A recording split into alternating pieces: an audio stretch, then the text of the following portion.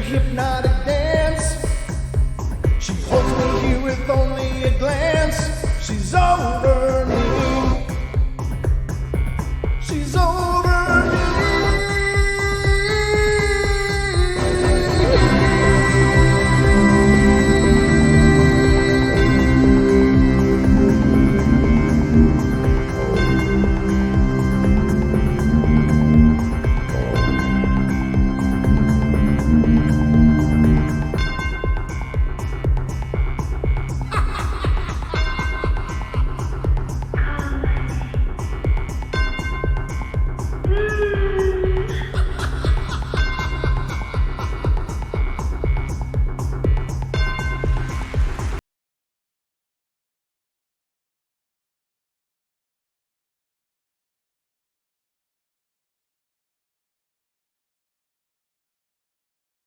Technology is so grand.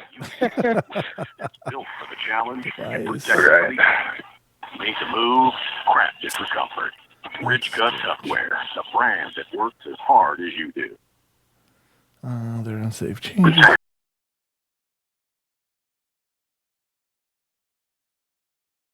Go to properties. Let's go to... They're unsafe changes. There it is. You hear it? Whatever you just did, Yeah. it started to come through. Ah, that was it. God, I hate this stuff. All right, ladies and gentlemen. Thank you, Moog. I appreciate you calling in to help me with this. My pleasure, man. So All right, have a good show. All right, brother. Thanks. All right. Bye. So I want you to, everybody in chat, type 1 if you're hearing me. I just need to know if you type the number 1 in the chat if you're hearing me. I would really appreciate that because it's just really screwy. So, yeah, there's the ones coming through. Okay. Yeah, Microsoft, yeah, perfect.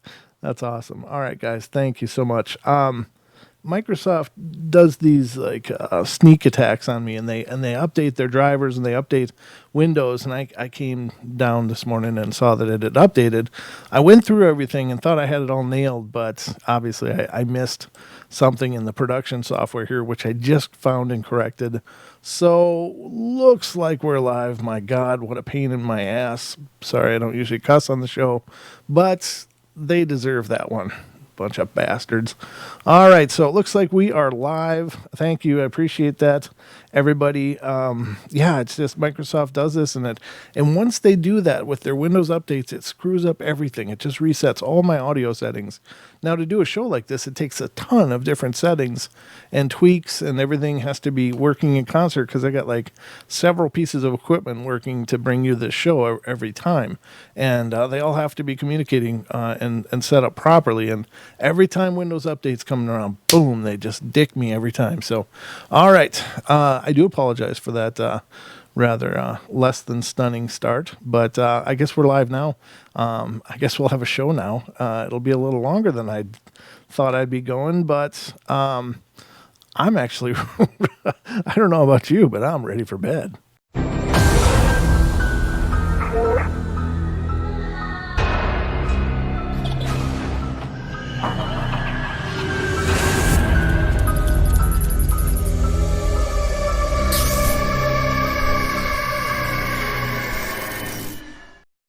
Oh my God, I'm going to have to do some editing. Look at that.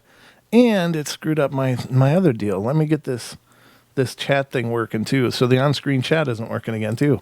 Bastards. They just love to make my life a living update hell. Submit to the update. Somebody said, submit to the upgrade. S.A. Cole, you're absolutely right. I probably should submit, but I'm a rebel. I refuse to surrender. But yeah, it looks like they keep changing that too. Now let me do this. Let me go paste and click OK. And now the on-screen chat will be working. Oh my God. Thank you for joining this this episode of Troubleshooting the Portal with me, your host, Brent Thomas. So far, we've troubleshot the chat. We've troubleshot microphone problems, and the other shows, we troubleshot the phone lines. So I think we should have a whole new system here in no time. Oh, my God. Eesh. Yeah, and that's frustrating as hell, ladies and gentlemen, when that stuff happens. There's some folks I wish would shut up, but not you. Well, thanks, S.A. Cole. I appreciate that. I don't know. It's just one of those things. I'm powerless to stop the forces of Microsoft from sabotaging the portal, but I will try to be more wise to their ways next time that I realize that that's happened. That's the one thing I forgot to check was the production software. And sure enough, there it was. There was the problem. So anyway, welcome to the show, everybody. The phone lines are open, 720-923-0500. If you have an experience of your own that you'd like to share as we go through the rest of the show here, which I'm going to have to trim the shit out of, or sorry, I never cuss on the show, but you can see how much I really don't enjoy when they screw up my show. I take great pride in the show, and it's always frustrating when they throw a monkey wrench in my works. So I apologize for the language there, but that was a slip. I'm a passionate guy. What can I say? But anyway, if you're looking for the number later on during the show, like you want to call in, it's right up here on the top of your screen. So it's there if you need to call in. Because I'd love for someone else to do some talking right now. Because I want to mute myself and just cuss like a trucker. But I can still do it smiling. So let's get on with this show and see what we can do to salvage the rest of the is this the Titanic or the portal? I don't know which. But anyway, all right. The first story tonight, ladies and gentlemen, is coming from the great state of Texas. I watched something with Star Trek last night after the show, and I got like, what's it, Chekhov's accent going through my head. So anyway, let's go to Texas and see what the hell's going on there. Okay, thank you, Beth. Thank you. Well, let me say hello to everybody that is here. Thank you guys for putting up with all that disaster, that train wreck that was the introduction to our show tonight. Art is Life. Welcome. That's a new name, Art is Life. Bama BF. Hello, Bama. Bell Prepper. Good to see you. Beth Fierce. Hello, Beth. Brown Dwarf. Hi, Brown and Cameron. How you doing? Cha-Cha's here. Cha-cha-cha-cha. Claudia Smith, good to see you. Danny Lucas is here. Hi, Danny. Deb Varner. Hello, Deborah. Elaine Clifford. Hello, Elaine. And Gemini, how you doing? Gentry Coda is here. Hi, Gentry. I am Pam is also here. Christina Potter, welcome. Linda, hello. Linda Thomas, that's great. Got a lot of Lindas. Awesome. Louis Ta and Mary Brim and Moog, all three of you, hello, and thank you for being here. Pat Studio, hello. Philip Blair, hello. Renee and Real Deal and S.A. Cole, hello. How you guys doing? And Todd Evans, how you doing, Todd? Truth Hip Hop Consciousness is here. And William Bennett, welcome. I see DJ Big Red just popped in. Hello to you as well. So I hope I got everybody, but if I missed you, just let me know. But it's just the way it is, I'm afraid. Okay, let's get started here and see what kind of train wreck I can make of this. So out of Texas, like many other encounters, mine happened during a time in which I'm awaking from sleep or when I'm wide awake, and I live in an apartment in Houston, Texas, with a couple of my family members. I'm not the only one within the house that has weird things that have happened to. I'd like to start with my dad's encounter. I have suspicions about the closet in my room and tend to not go in it unless there's someone else in my room with me. It wasn't that long ago I was in my brother's room playing video games and everyone was in the living room except for my dad, who was in the restroom shaving. If one stands at the right angle with the restroom door open, one can look at most of my room. And this was what my dad was doing, looking at my room through the mirror. According to him, he saw something pass through the room as if it was going to the closet. However, he thought nothing about it, thinking that it was just me. And after noticing that I, or whatever it is that he saw, come back from the closet, he searched for me, or again, the weird human-like form in the closet. And he said that once he stepped into the closet, he got cold. He got chills all over his body. In disbelief, he went to the living room and asked for me to see if I was playing a prank on him, and my brother told him I was in his room the whole time, and at this time, I heard all the commotion and went to the living room only to find my dad really pale. That's my dad's encounter that relates to me and my story. Many of my terrifying encounters have happened while I'm still lying down in the bed. I am a naturally curious person and tend to experiment with things. For a while now, I've been thinking about coming out of my body as a soul and whatnot, but some of the encounters happened before those thoughts crossed my mind. The first one that I can remember happened about a year ago at about 3 a.m. or so. I woke up, looked at the clock, saw the television on, saw the room door open, and heard and saw my dad pacing around. He sometimes suffers from indigestion. Well, I was beginning to go back to sleep when all of a sudden I felt wind blow across my body. I tried to move, but I couldn't. I tried to say something, but I couldn't. I told myself to relax and that it was all right, and I looked at the wall to calm me down. I sleep on the far side of the bed, looking away from the closet. And I was beginning to calm down, and then I felt someone lay down next to me. The bed on the other side of the bunk, knowing that sometimes my mom comes to sleep with me, and I thought it was her, and I turned around with my eyes closed, and I was surprised that I could move. So I opened my eyes, but the bigger surprise was that there was nobody there. All of a sudden, I couldn't move again. Now I'm in the middle of the bed lying face up. My body then sinks into the bed as if it was being pushed down. And at this point, I'm terrified to scream so my dad can hear me. And then I'm terrified trying to scream so that my dad can hear me. And then all of a sudden, my body from the waist to my shoulder starts to rise. No longer being pushed down, but as if floating. I remember reading somewhere that to protect yourself from some ghost, you should try to imagine yourself in an energy bubble. And so I did. After 3 seconds, I was left alone.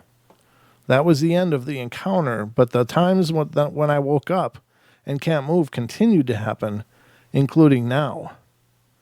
The reason I'm writing this now is because of what happened to me this morning. At 9 a.m., my mom was in the room and she was talking to me, so I was wide awake and I was tired. So I was going to go back to sleep, but for a while I thought about separating from my body. In my mind, I thought, I want to do it. Please let me do it. And I closed my eyes, and all of a sudden I felt something rush towards me. It came from the closet area, and again, I also felt wind rushing me.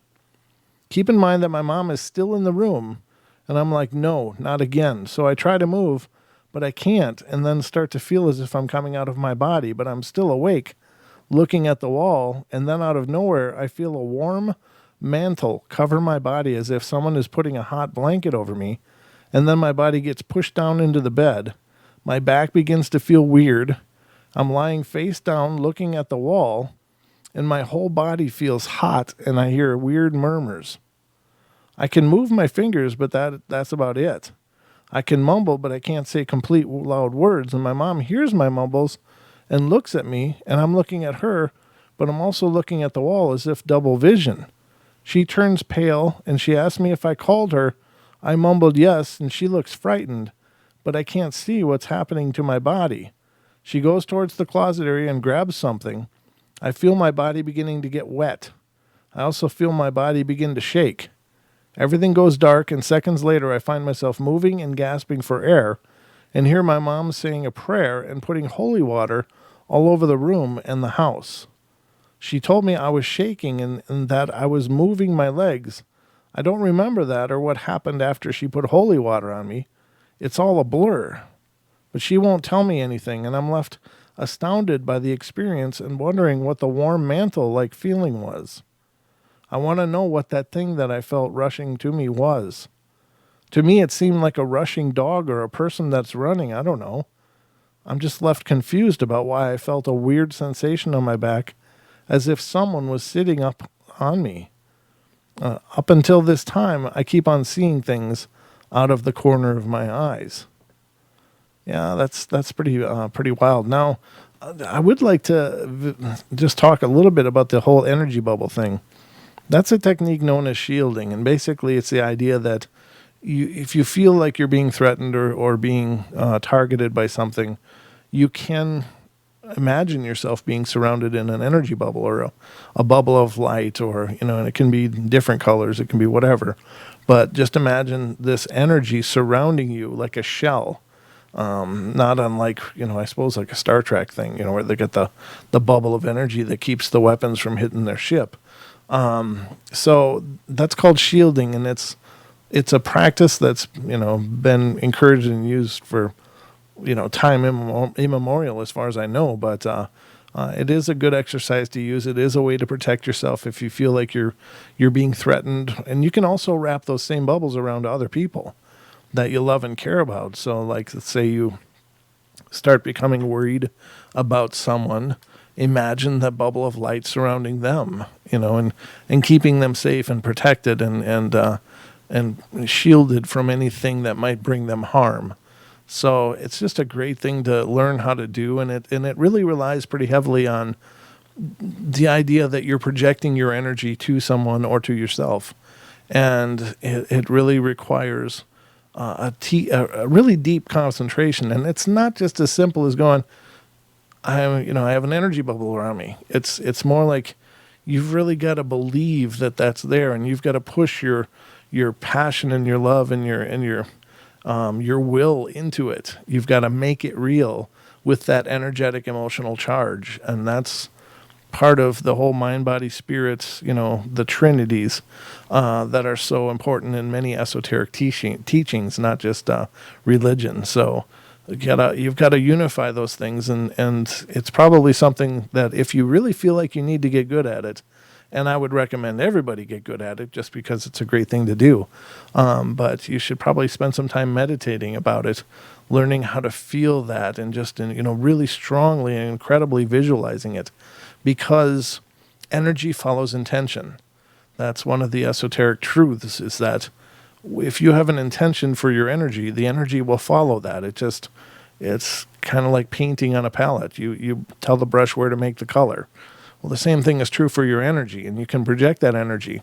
And it doesn't matter about space. Don't worry about, whether someone is with you or whether they're on the other side of the world.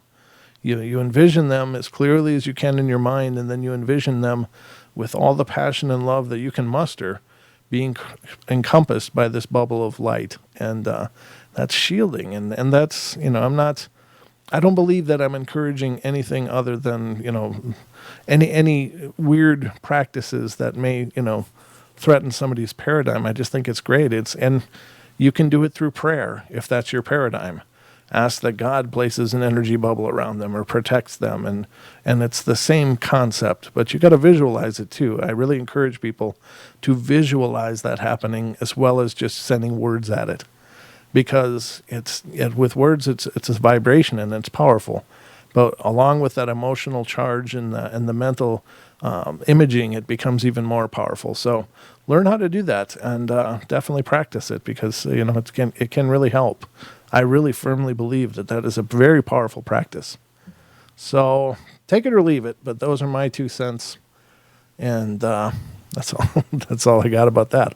So yeah, that's a really creepy feeling this person has. I think they need to do some serious house cleansing. It sounds like they did a lot with the holy water and the prayers and such, and that's great. Those are very powerful as well, if that's your paradigm, if that's your belief. Again, the power of any faith comes from the believer. It's how much you are willing to allow that into your life, or willing to project it into your life. So, and I really believe that's, in terms of Christianity, Jesus says you need to pray without ceasing. Well, that means to align yourself with the spiritual awareness as often as you can. I think that's what he was saying in that context. So, but take it or leave it. It's yours to discard or take into yourself as you see fit. I just think it's a great practice. So, let's go to the next one, and this one's Louisiana. And this one says, I'm writing this today to tell you all about the ghost and things I saw as a young child. I think I must have been about 4 years old, I'm not sure, when I had my first sighting. It took place in the house my mom still lives in today. If I was to sleep with my bedroom door or closet open, I would see a ghost. The house is a 3-bedroom home, and it has and had this happen in both of the rooms I used to sleep in. I remember always being scared and having to pull the covers over my head just to go to sleep. If my bedroom door was open, I would see a ghostly people walking in through the doorway, and if my closet door was open, I would see people in my clothes. And this happened as far back as I can remember. Finally, as I got older, I made sure the doors were closed. I also had a cousin that had a grandfather and great-grandmother that passed away, and we were lying in the grass on the side of my house looking at the clouds, and we were talking about how mean her great-grandmother was. We both saw a dagger falling from the sky, and when we heard it hit and stick in the ground between us, we looked, and nothing was there. That's kind of odd. We both got the heck up and ran into our houses scared to death. She still remembers that until this day. We also had this weird thing happen to us when we were talking about the same great-grandmother. We were both lifted up off the ground, our bodies were at a slant, feet off the ground, and it was as if a cold wind came and picked us up. After we were back on the ground again, we both ran home and were scared as well. I remember having a deja vu all the time, and I still have it sometimes. I used to dream dreams that were so real, I would wake up and it felt like they really happened. I still have dreams like that from time to time, and I remember dreaming of snakes as a child, and I could feel them crawling all over me. I've had several dreams that I have dreamed more than once over a period of years. I think the thing that scared me the most is what I saw in my house. My first husband and I built. I was pregnant for our fourth child, and we were having marital problems, and I chose to sleep on the couch in the living room. I was scared and felt as if someone else was watching me, and I saw a dark figure of a girl in the kitchen. I was so scared I went back and slept in our bed with my husband at the time. I know there are so many things that took place with me as a child and even some as an adult, and I would love to be able to hear what a true medium has to say about me. Well, until later, I'll enjoy checking out a bunch of these others. So, yeah, that's pretty bizarre. I don't know what to think about that whole knife falling from the sky. Did they see it? I guess they must have seen it and then heard it hit and looked down and nothing was there. I don't know. That's very strange. That great-grandmother must have been a pretty potent person if that was the same person doing it.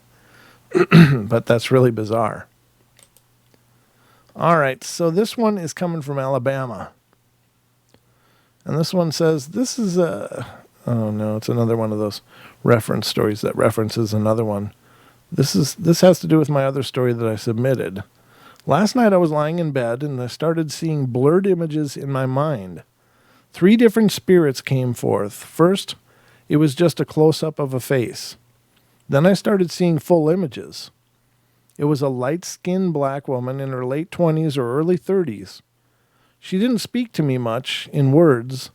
It was mostly just images, and I was seeing her death. She was in this container filled with blood-stained water with some sort of clear plexiglass top. I kept seeing her face up against the plexiglass. I don't think she drowned, though. I believe that she was shot in the head before being put into this container. For what purpose, I don't know. Her boyfriend or husband was the one that had killed her, and she was always sad. And I think it's because the boyfriend or husband wasn't found guilty of her murder. The second image I started seeing was a little white boy between the ages of 4 and 6 years old, wearing blue jeans and cowboy boots, and he mumbled a lot. Not really saying full sentences, things like, "my toys," and "not alone."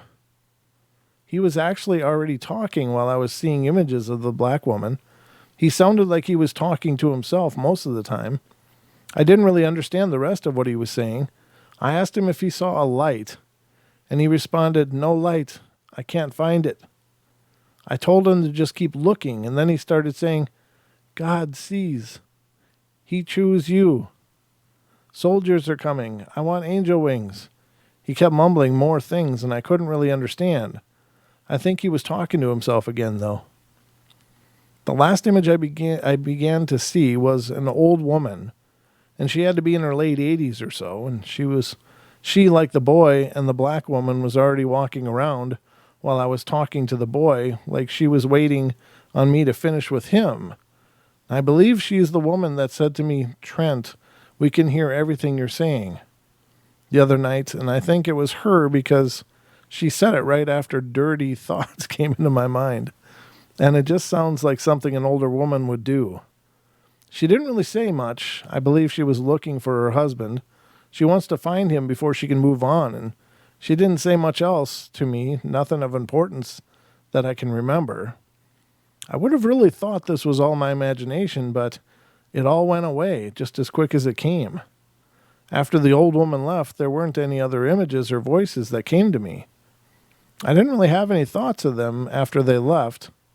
It was just a peaceful thinking before I went to sleep.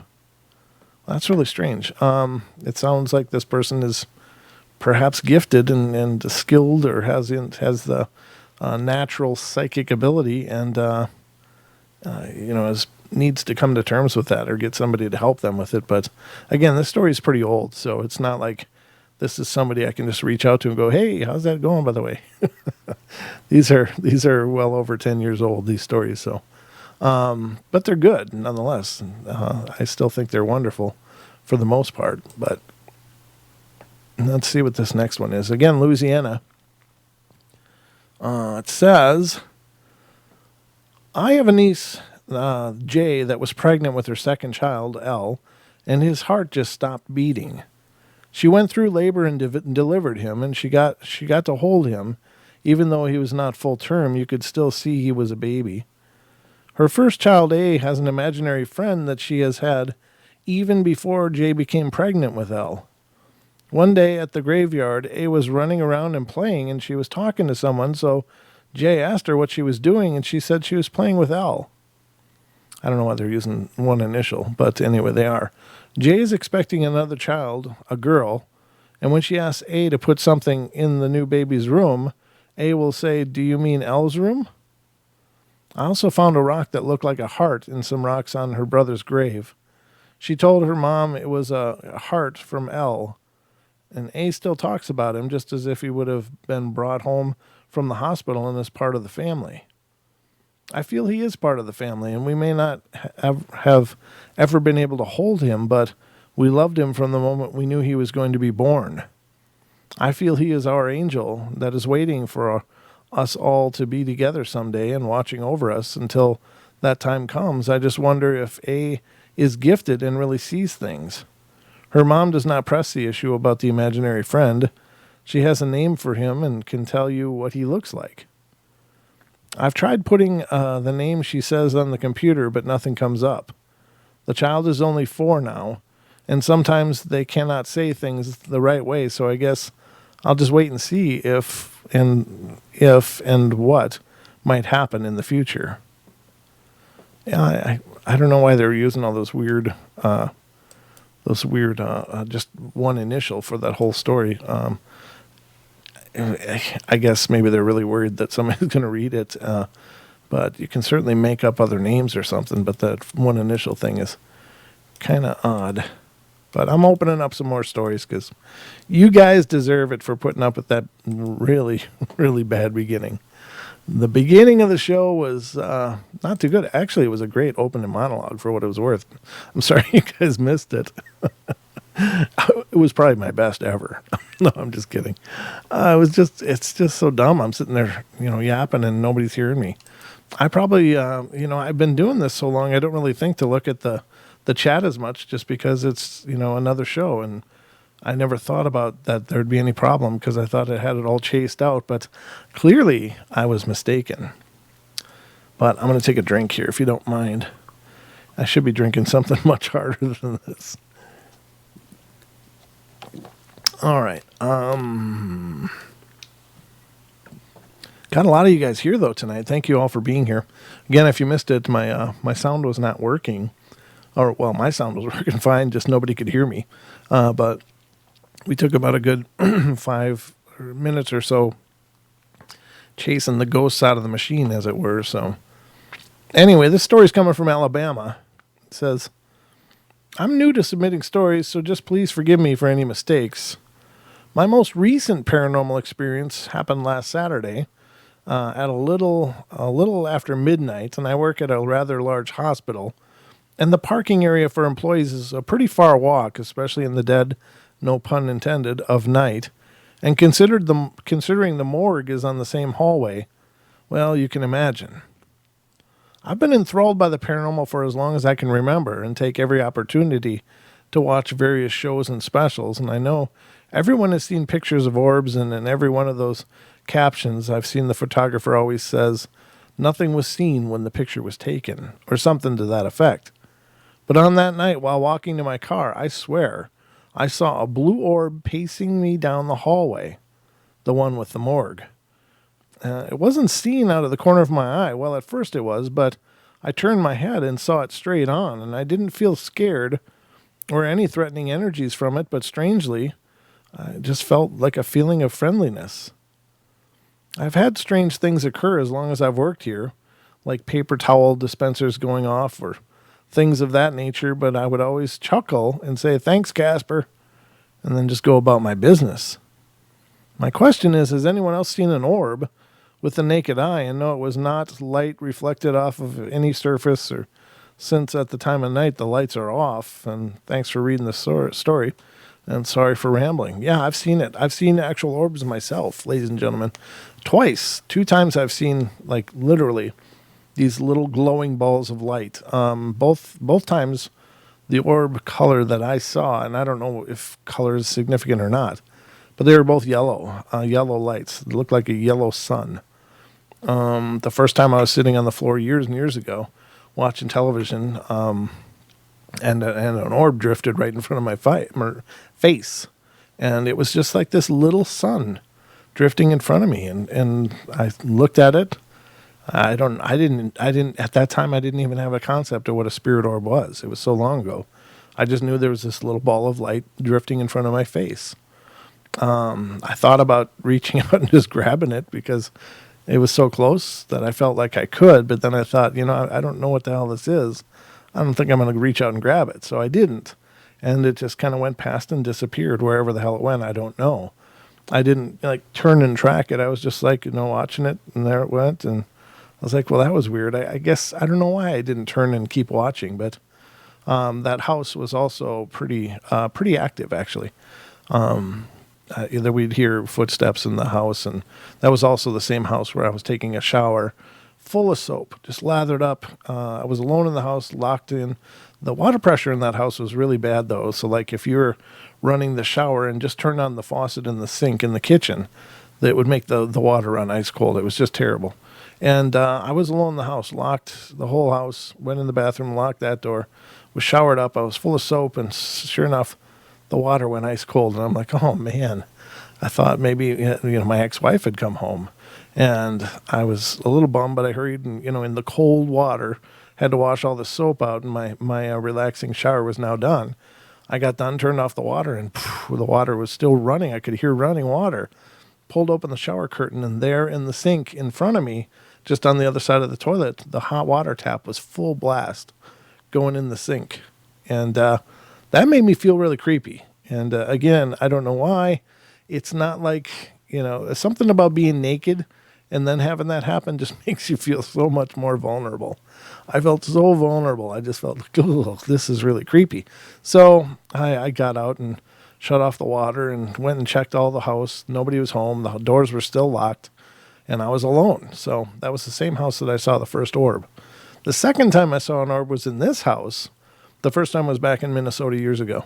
The second time was in this house maybe 6-8 months ago now, maybe longer. I don't know, maybe it was almost a year now that I think about it. I'm really terrible at tracking time, to be honest with you, but I was just gotten up one morning and was going in the kitchen to make coffee, and around the kitchen's kind of L-shaped, so I was walking down, entering the kitchen from the bottom of the L shape, and around the cupboard comes this little ball of light about a foot off the ground, and came right around the cupboard and just shot around my legs and disappeared.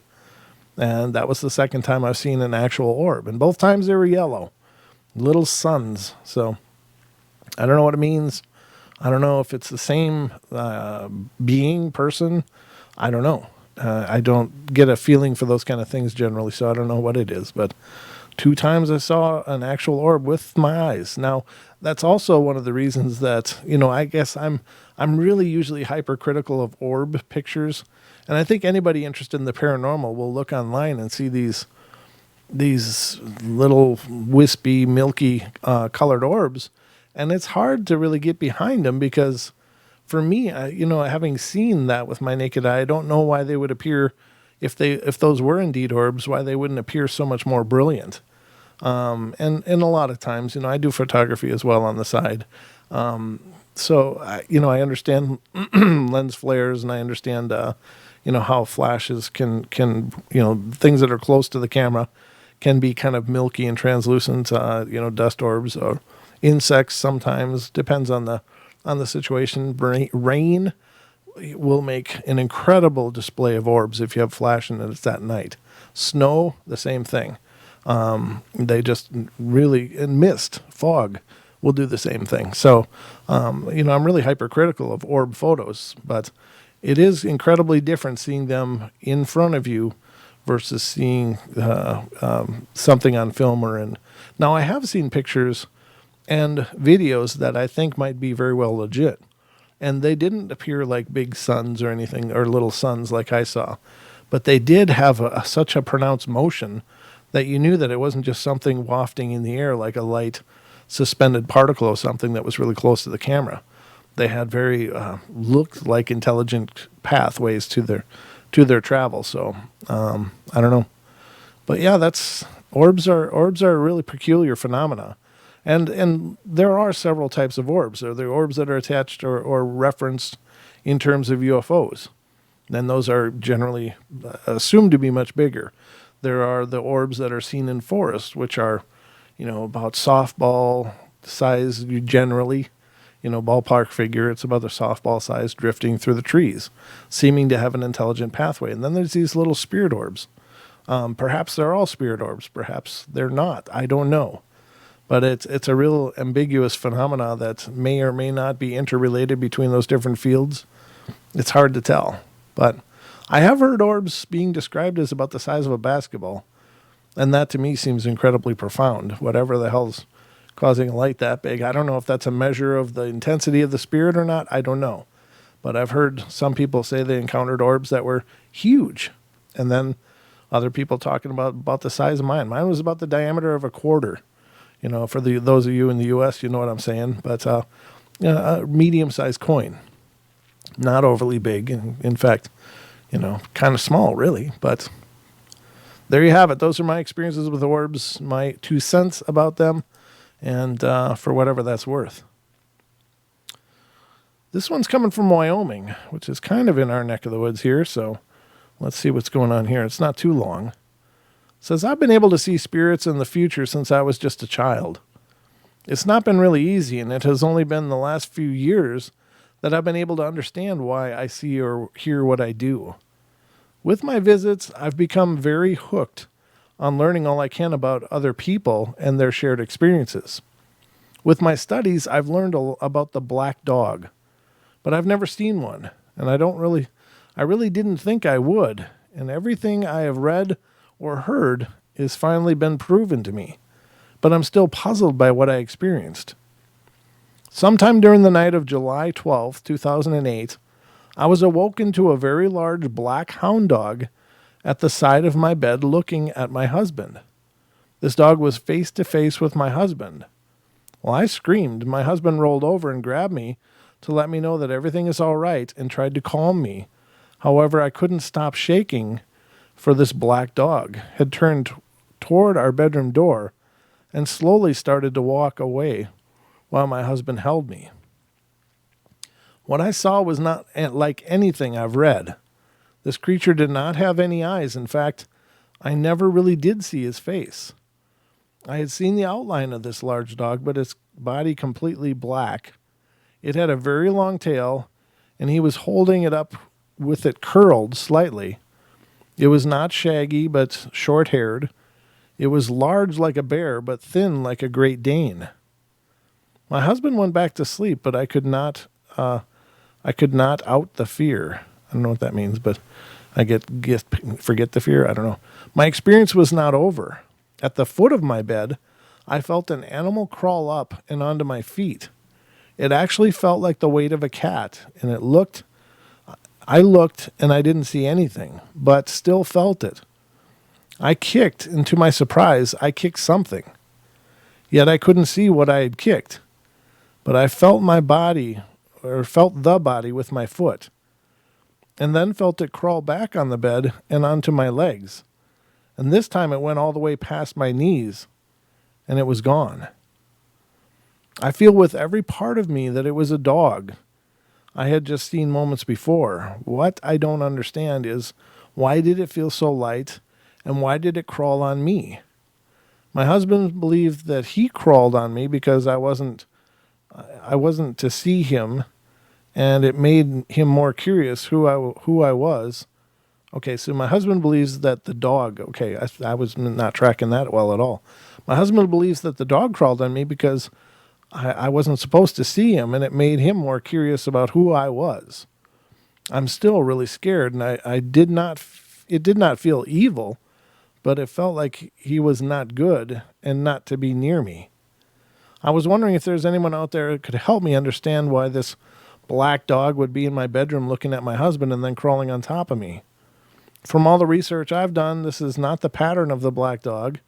The dog was silent, and I never smelt his breath when he was on me.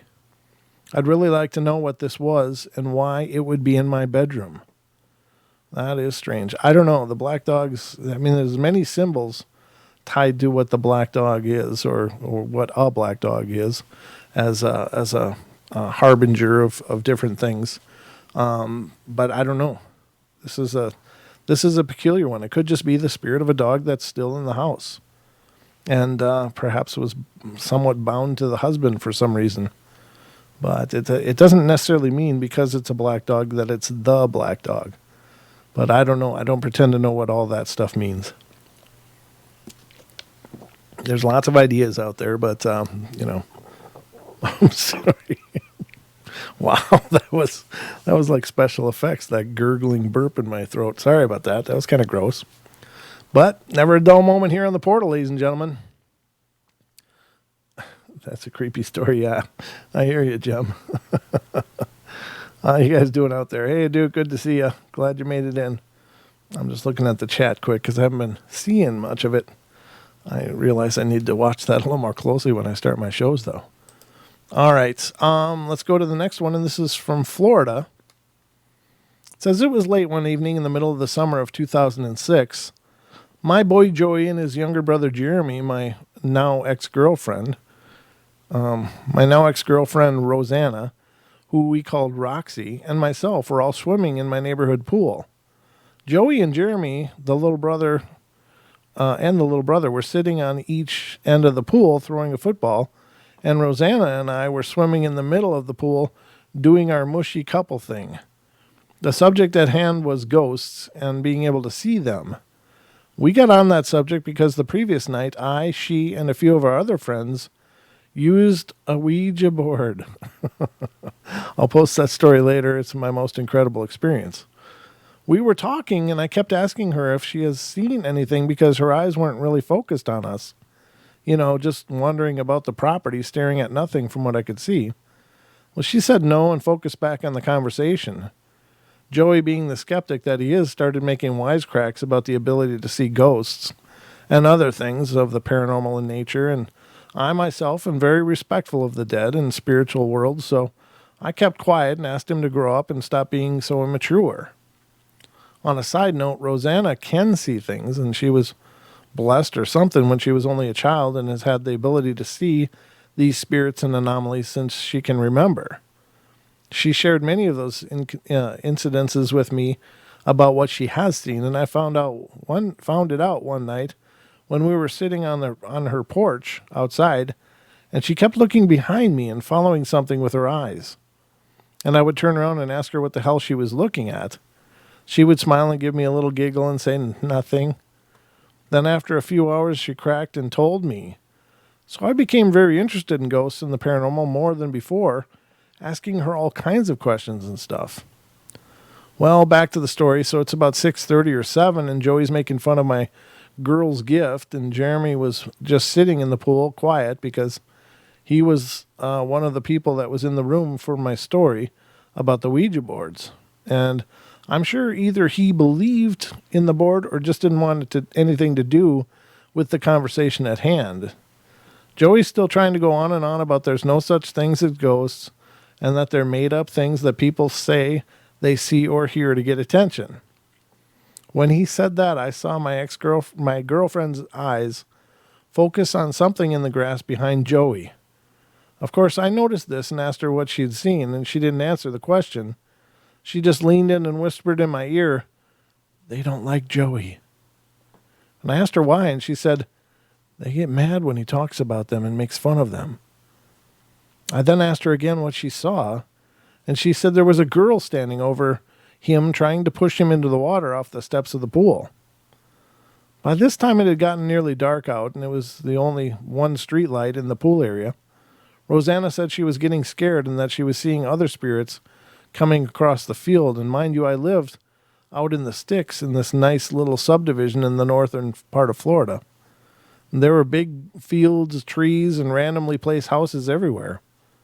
So I told him it was time to go home, and we had already been there almost 4 hours. The pool was our stomping grounds when we were teens, and we swam there every summer for countless hours.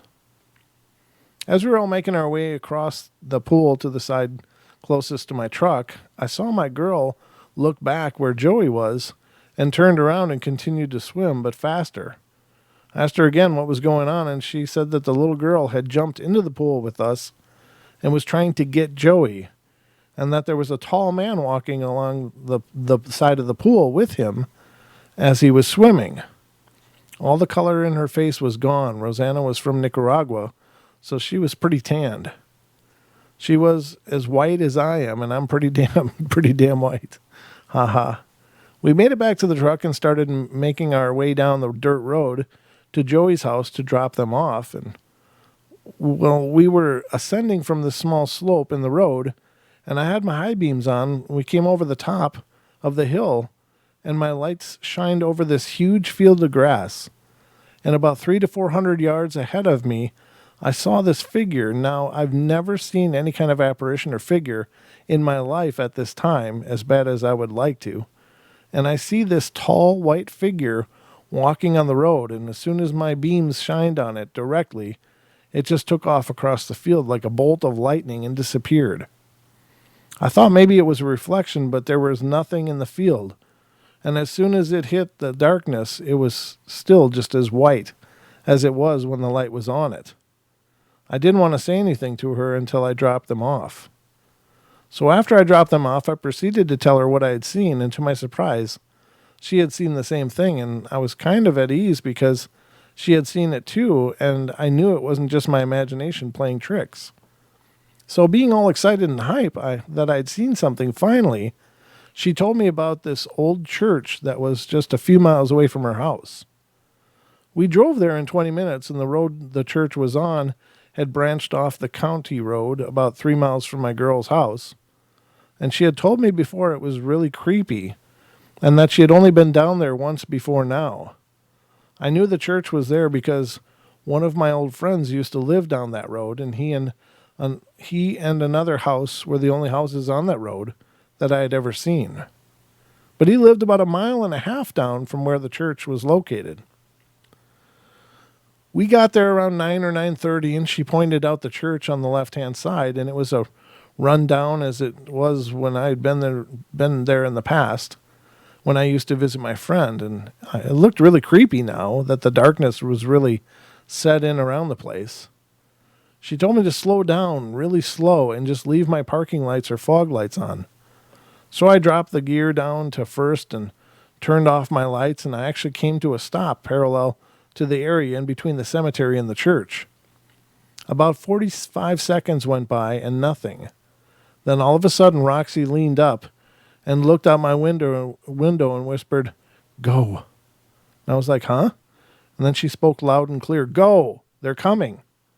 So I didn't want to wait and ask questions. I started rolling off and she screamed, "Go faster. They're running after us."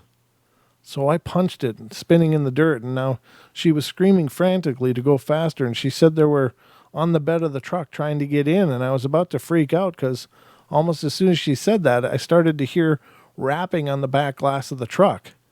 And then she starts freaking out, and there was a woman on the road snarling at her and her hands on the windshield. And so I being a smart aleck, turned on the wipers. Apparently that didn't help because now I can see the handprints on the windshield, and I'm flipping the hell out. We drove farther down the road at about 50 miles an hour until I reached my friend's old house, but by then the tapping had stopped. I turned around in the driveway, and there were people in the yard. I'm sure wondering what the hell was going on, but I didn't want to tell them what just happened. For all they knew, we were drunk and just speeding down the road. I took Roxy home, kissed her goodnight, and went home myself. The next day, my parents came in my room and woke me up all mad, and I was asked what they were so upset about, and they showed me this big dent in the left side quarter panel with white scratches on it. And I told them I didn't know what it was from and didn't dare tell them what had happened the night before because I knew they wouldn't believe me. I called Roxy to tell her what my parents had found on the truck. She answered the phone and sounded like she had just woke up. I offered to let her go back to sleep, and she told me that she hadn't gotten any sleep from the night before because they were messing with her all night. She said that they had completely trashed her room, throwing clean clothes all over her floor, knocking her jewelry cabinet off the dresser and shattering it. I went over there within minutes, and I was very surprised when I walked into her room and found stuff everywhere because I knew how neat she was and how everything had to be in place. Thanks for your time, and God bless. Well, that's pretty intense. Yeah, you don't mock the dead. You don't mock the spirits. They don't seem to like it very much at all. That one's, how much time do we have here? So we're just at an hour now. I think I'll go with these two stories. I don't know how long this one is. Oh, God, that's huge. Never mind. I'll go with one story, and then we'll probably just call it a night. Here we go. So this one's coming from New York. It says, "My name is Mandy, and I'm 13 years old. About a month ago, in the beginning of June, my mom and my stepdad bought a mansion in upstate New York. No, not the kind with the towers that you see in the movies. It was just plain old huge house. It was actually a whole neighborhood of mansions really far away from the city, and the mansion has 4 huge bedrooms upstairs, each one with a bathroom and a walk-in closet, a kitchen connected with a dining room and living room, an office, a gym, and 2 pools. A big one in the basement and a smaller one in the backyard.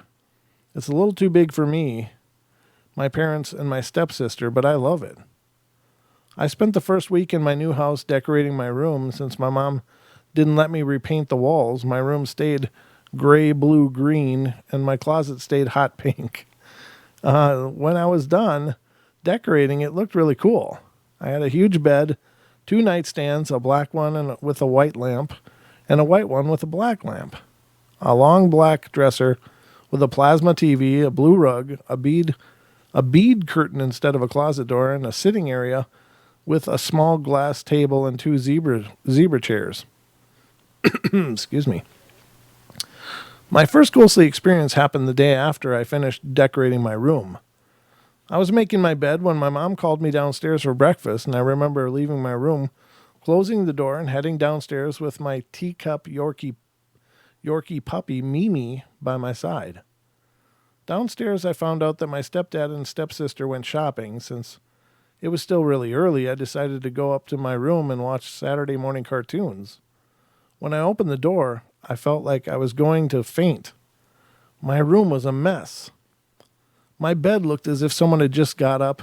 There was almost no water in my fishbowl. Instead, there was water all around it on my glass table. My rug was moved about 3 feet aside, and my giant plant was smashed on the floor. I cleaned up really fast and wondered how this could have happened. No one was upstairs. My 2 German shepherds were outside, and my Yorkie was downstairs, and we don't have any more pets except for a goldfish. and we probably would have heard a giant plant crash to the floor. I'm a very clean person, and I don't remember the last time I had a messy room. There were no robberies in this neighborhood, and I've absolutely no idea how this happened. My second experience happened last week, and I was sitting in the living room with my stepdad in the kitchen, and my Yorkie, Mimi, on the couch next to me, and all of a sudden she jumped off the couch and started barking like crazy at the fireplace. This was really weird because Mimi hardly ever barks, and there was nothing by the fireplace. This occurred 2 more times that day, and she also does this when I'm about to fall asleep. She jumps off my bed and starts barking at the closet. Mimi stopped doing this about 3 days ago, but I'm kind of worried about it. My last and scariest experience happened yesterday. I was lying in bed wide awake, and I couldn't fall asleep. I could hear one of the German Shepherds barking outside, and also heard someone walking downstairs, and I wanted to scream, but I couldn't. Then the walking stopped, and I was about to fall asleep when I heard laughter. I was so sweaty and nervous that I felt as if my bangs were glued to my forehead. I turned on my TV, and somehow I fell asleep. I've only been living here for a month, and I'm almost scared already. If something happens, I'll try to write that as well. Wow. And apparently they did. Okay. Well, there you have it, ladies and gentlemen. They wrote 3 other stories, but given the time, I think we'll just get to those another day. But again, ladies and gentlemen, I apologize for the really awkward beginning with the sound not working. I chalk it up to Windows and their glorious updates that always screw up my production settings. So we did get it sorted out, but it's always embarrassing when that happens. I try to give you guys the best shows I know how, and sometimes that just doesn't come together. So, but thank you guys for being forgiven, and thank you all for being here and being a part of the shows. It's always a great pleasure to be doing the portals with you guys. Thank you, Gemini. I appreciate that.